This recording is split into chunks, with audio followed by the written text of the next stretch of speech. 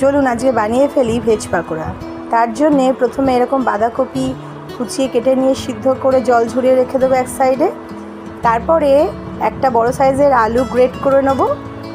দেখুন আমি গ্রেট করে নিয়েছি। এরপরে এই আলুগুলোকে আমি ভালো করে ধুয়ে নেব, 2-3 বার জল পাল্টে পাল্টে ধুয়ে নেব।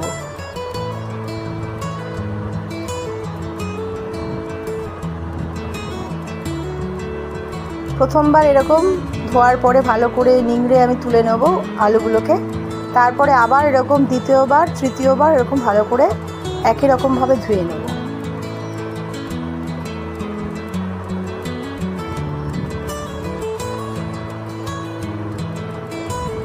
দেখুন আমার আলুগুলোকে একটা পাত্রে তুলে নিয়েছিলাম।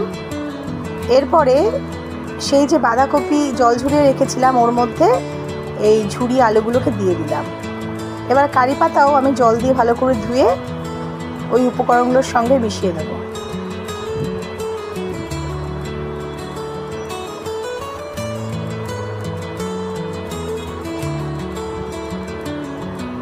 এরপরে দেব 1 কাপ মতো বেসন।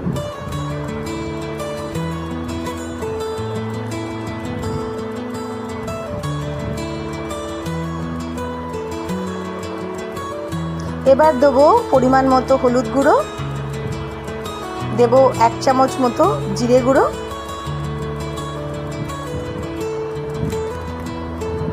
আর দেব 1 চামচ কালো জিরে ও 1 চামচ জোয়ান। আগেই আমি পরিমাণ মতো নুন দিয়ে দিয়েছিলাম। আমার মনে হলো একটু বেসনটা কম হয়েছে, তো তার জন্য আরেকটু বেসন দিয়েছি, দিয়ে পরিমাণ মতো লঙ্কার গুঁড়ো দিয়ে ভালো করে আমি এটাকে মেখে নেব।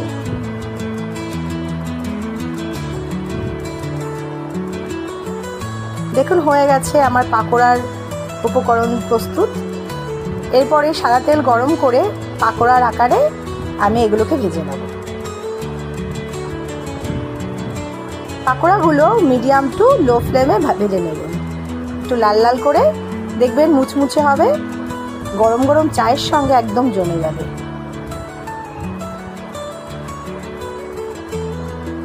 আপনারা সবাই ভাজবেন, দেখবেন খুব মুখরোচক লাগে।